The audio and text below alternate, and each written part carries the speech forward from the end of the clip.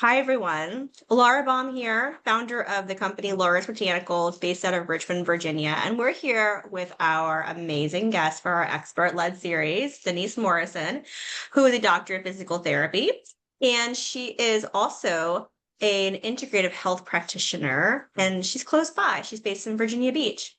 And her focus is to work with high-performing women who want to tackle their emotional eating concerns, kind of tap into that and really work on their emotional health.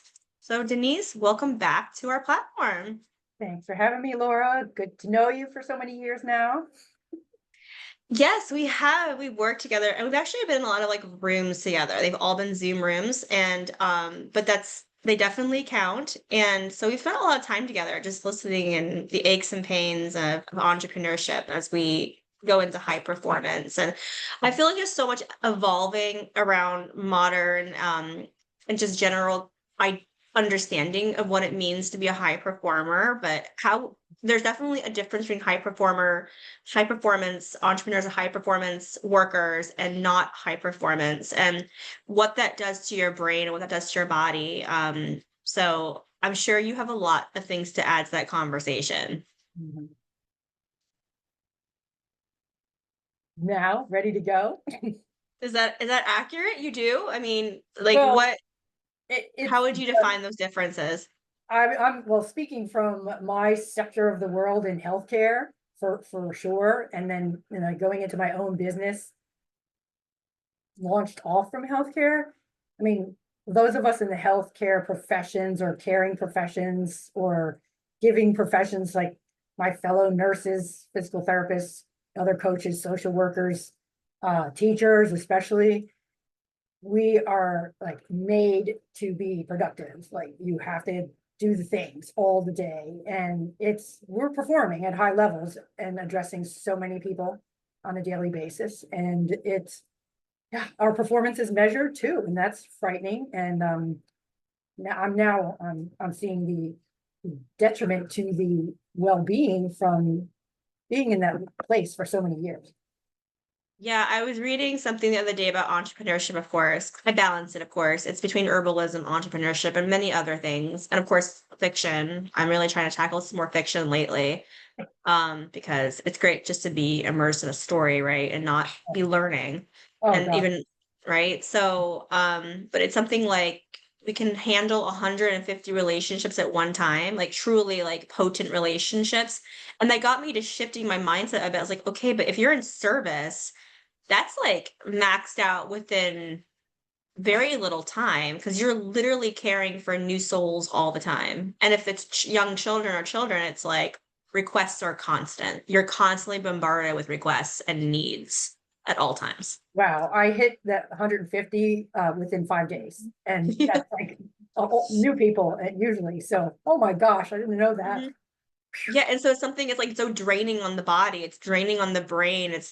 And there's also this capacity for we should be in relationships, right? We should be in meaningful relationships. So how many of those relationships were actually meaningful? How much can you really actually mentally give Mhm. to your job or to your purpose without that fizzling out and without that dilution of your impact? Because you can't carry on more than what you actually can do.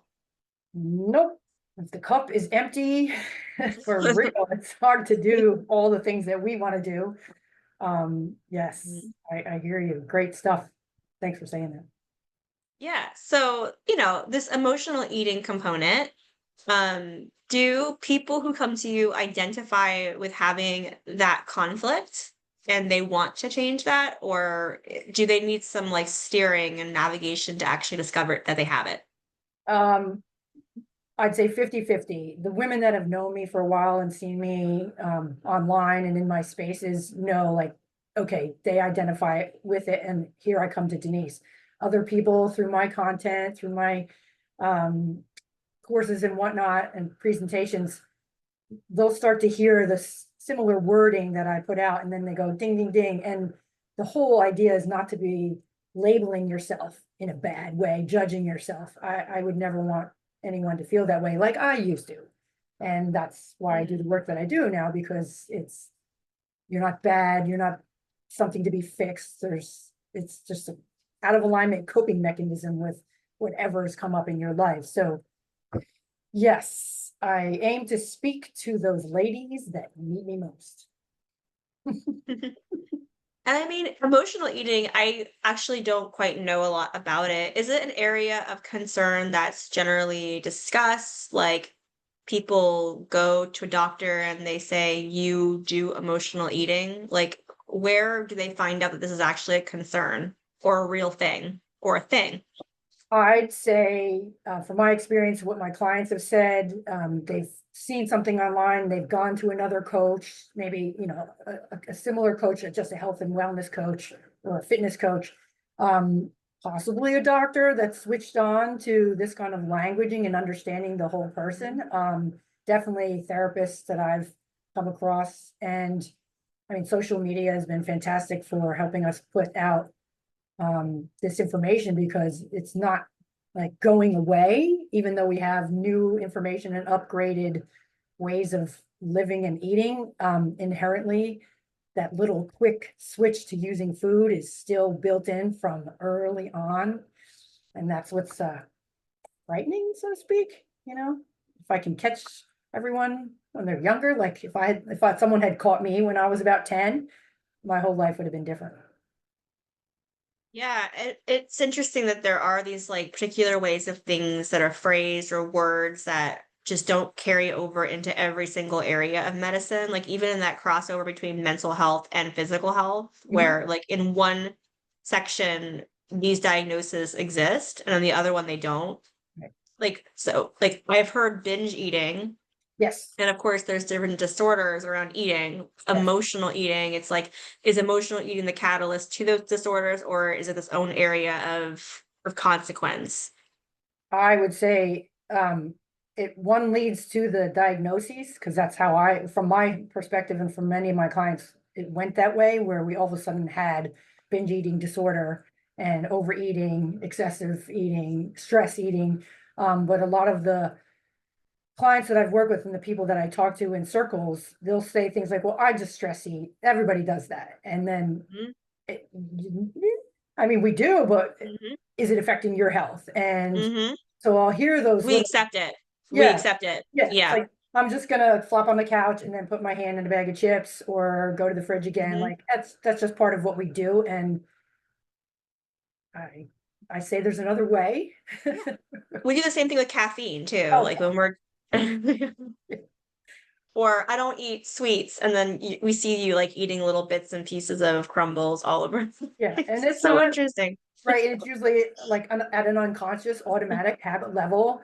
We want to get away from pain and get towards pleasure. Like Mhm, our bodies are so intelligent. They're like, please help me survive. What can I do to ease this pain?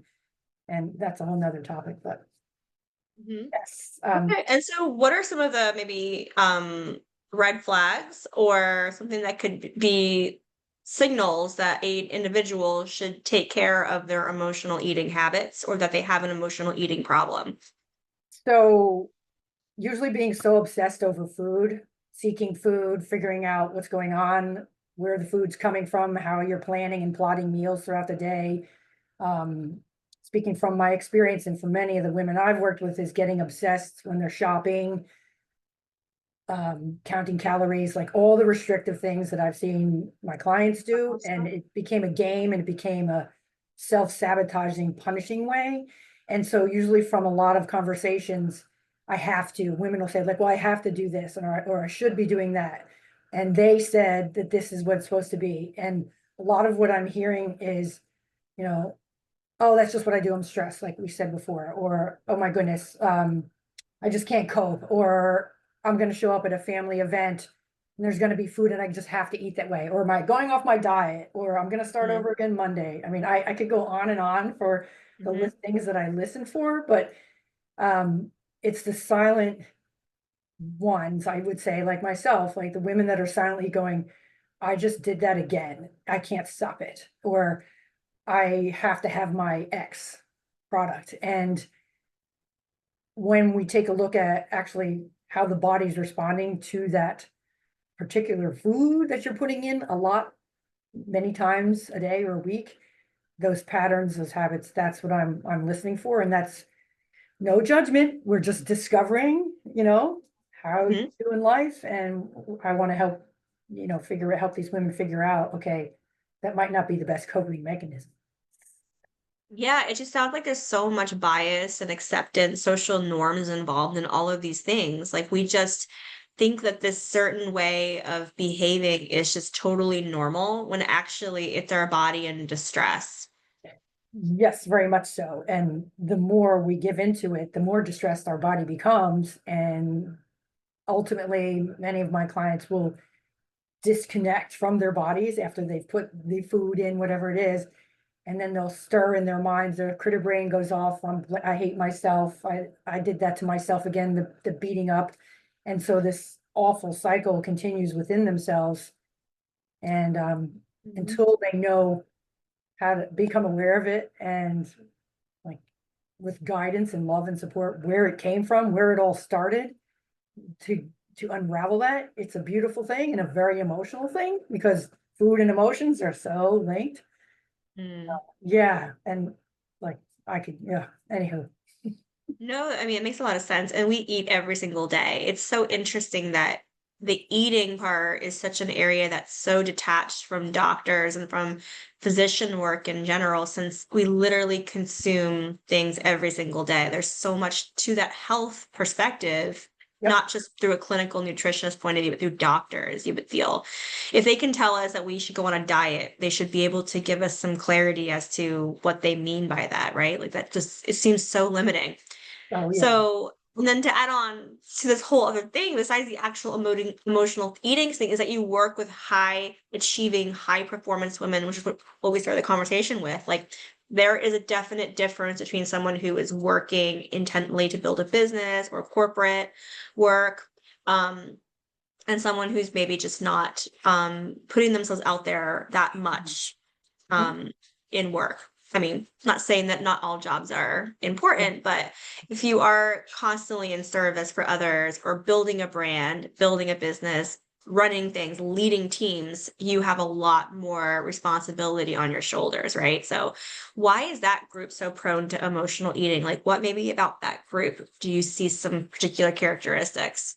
Well, in watching, even you describe it and hearing it from the groups, like stress. Like what comes to mind is that's stressful. Like we have to perform, and Yeah. it's like someone says go, and we have to run this race, and it becomes something we're chasing, and then we build the habits and the mindset and so on within us and just keep going, going, going.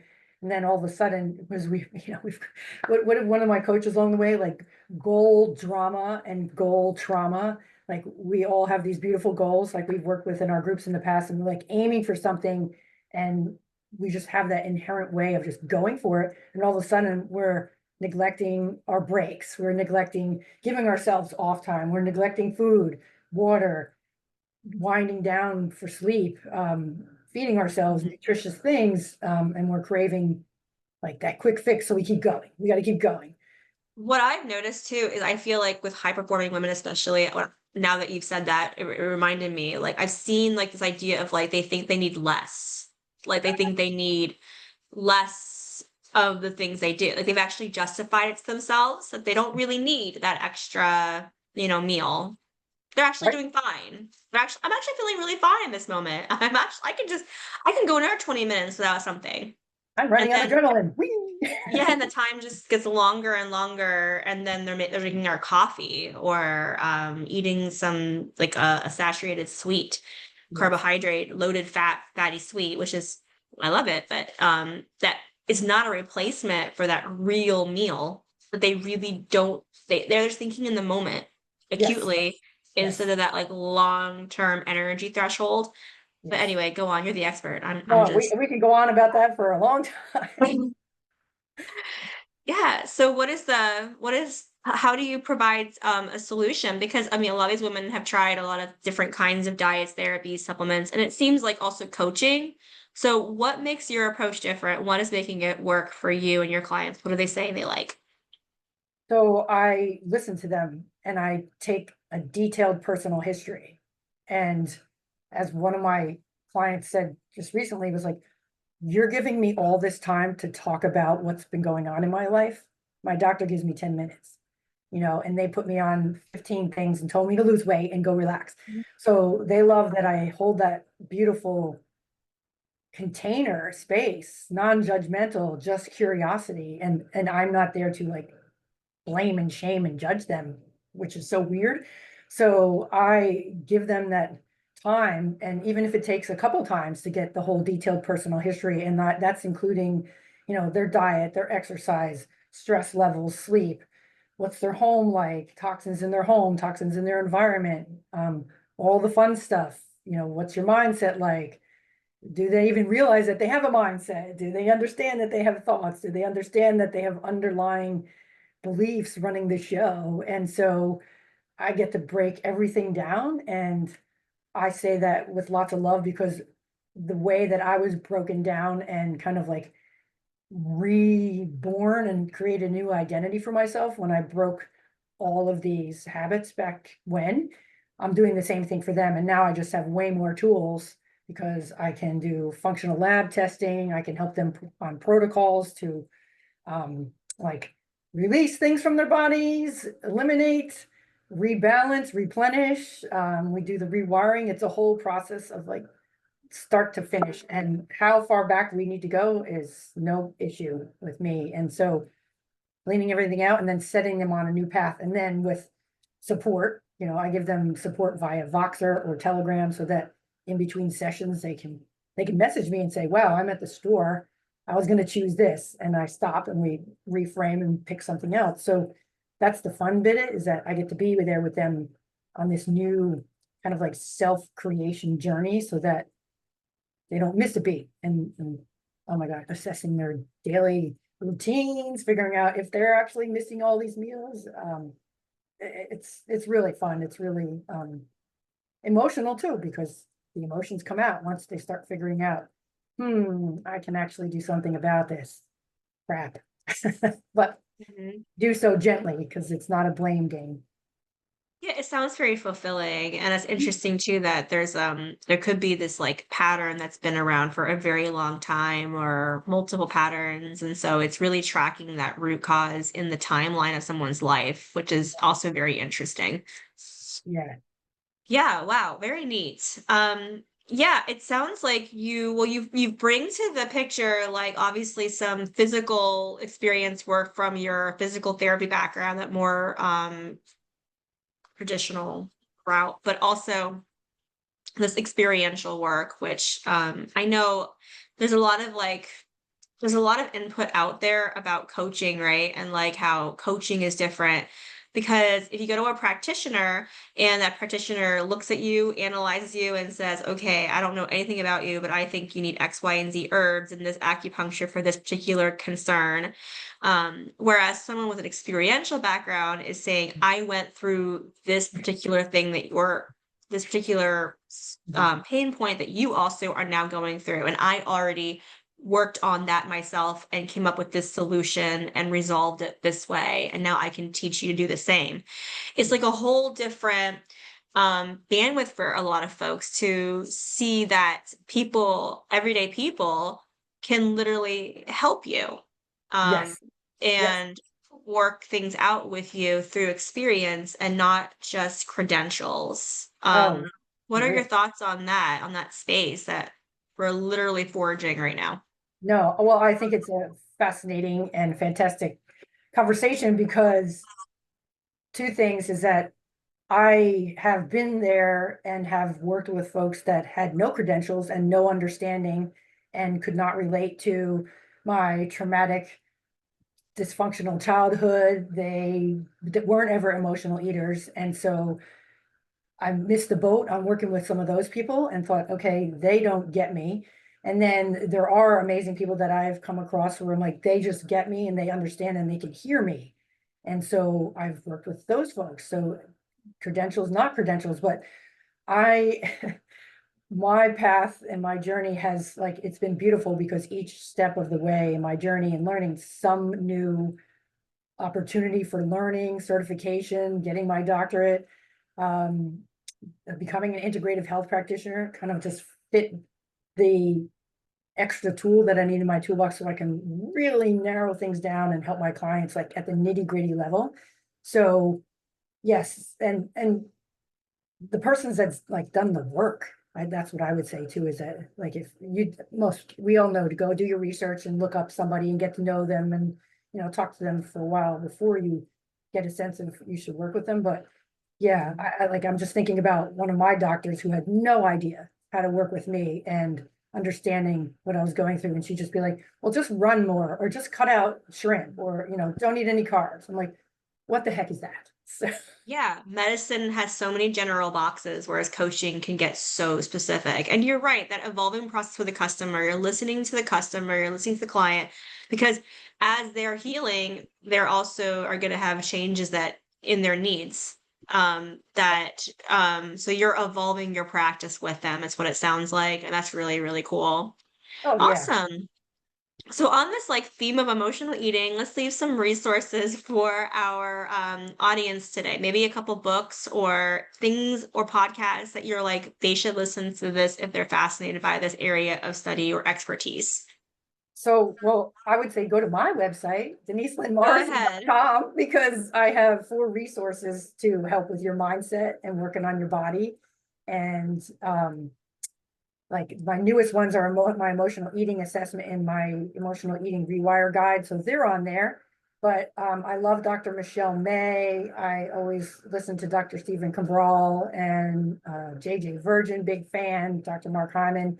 And so just understanding more holistically, like they all understand like how everything we're putting in the body and what emotional like kind of cue or under cue, what's surrounding the food.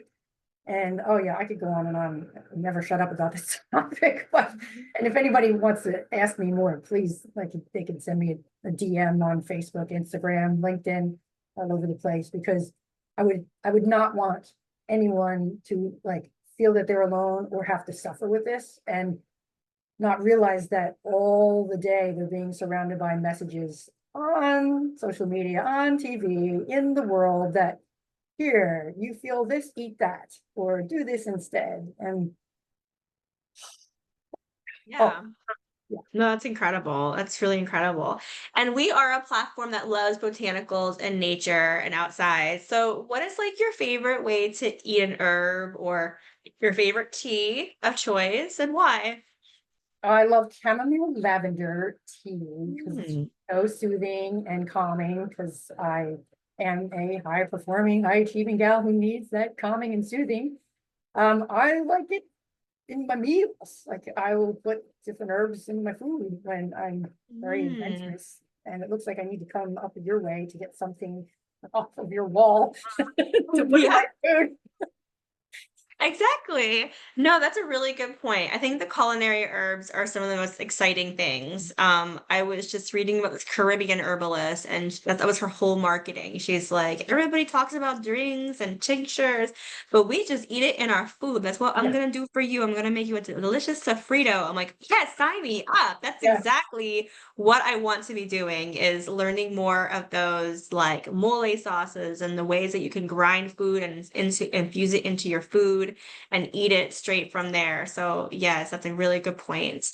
Thank you so much, Denise, for coming on again and connecting with our audiences today, your important message and sharing with us your story. thank you, Laura. Great to see you again.